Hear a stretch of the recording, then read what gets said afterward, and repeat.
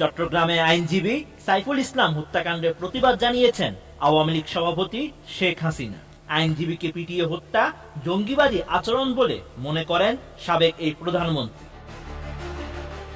28 November বৃহস্পতিবার দেওয়া এক বিবৃতিতে এসব কথা বলেন আওয়ামী লীগ সভাপতি, যা আওয়ামী লীগের ভেরিফাইড ফেসবুক পেজে পোস্ট করা আগে রাষ্ট্রদ্রোহ মামলায় চিন্ময় কৃষ্ণ দাসকে গত 26 নভেম্বর চট্টগ্রাম আদালতে তোলা হয়। এই সময় আদালত তার জামিন নামঞ্জুর করে কারাগারে পাঠানোর আদেশ দেন। কারাগারে নেওয়ার সময় চিন্ময়ের বিক্ষুব্ধ অনুসারীরা প্রায় 3 ঘন্টা প্রিজন ভ্যান আটকে রাখেন। এতে পুলিশ ছত্রভঙ্গ করতে গেলে তাদের সঙ্গে সংঘর্ষ হয়।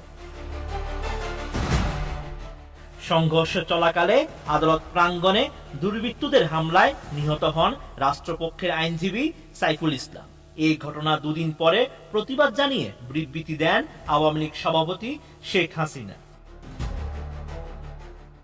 হত্যাকাণ্ডে জড়িতদের শাস্তির দাবি জানিয়ে তিনি বলেন, এই হত্যাকাণ্ডের সঙ্গে যারা জড়িত তাদেরকে খুঁজে বের করে দ্রুত শাস্তি দিতে হবে।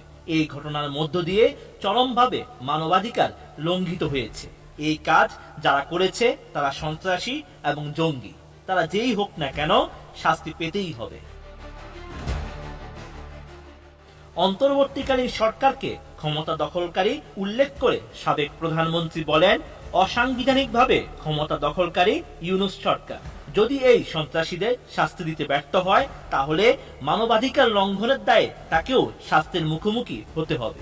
এছাড়া দেশবাসীকে সন্ত্রাস ও জঙ্গিবাদের বিরুদ্ধে ঐক্যবদ্ধভাবে রুখে দাঁড়ানোর আহ্বান জানান তিনি। এই সময় চিন্ময় কৃষ্ণ দাসকে অন্যায়ভাবে গ্রেপ্তার করা হয়েছে বলে দাবি করেন শেখ হাসিনা।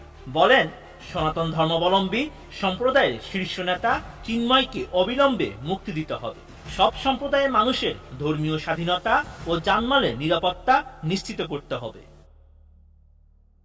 সাবেক প্রধানমন্ত্রী বলেন, আওয়ামী লীগের অগণিত নেতাকর্মী, ছাত্র জনতা ও আইন শৃঙ্খলা বাহিনীর সদস্যদের হত্যা করার পর চলছে হামলা, মামলা ও গ্রেপ্তারের মাধ্যমে হয়রানি। এসব নৈরাজ্যবাদী ক্রিয়াকলাপের তীব্র নিন্দা ও প্রতিবাদ জানান তিনি। Sheikh Farid, ATN news.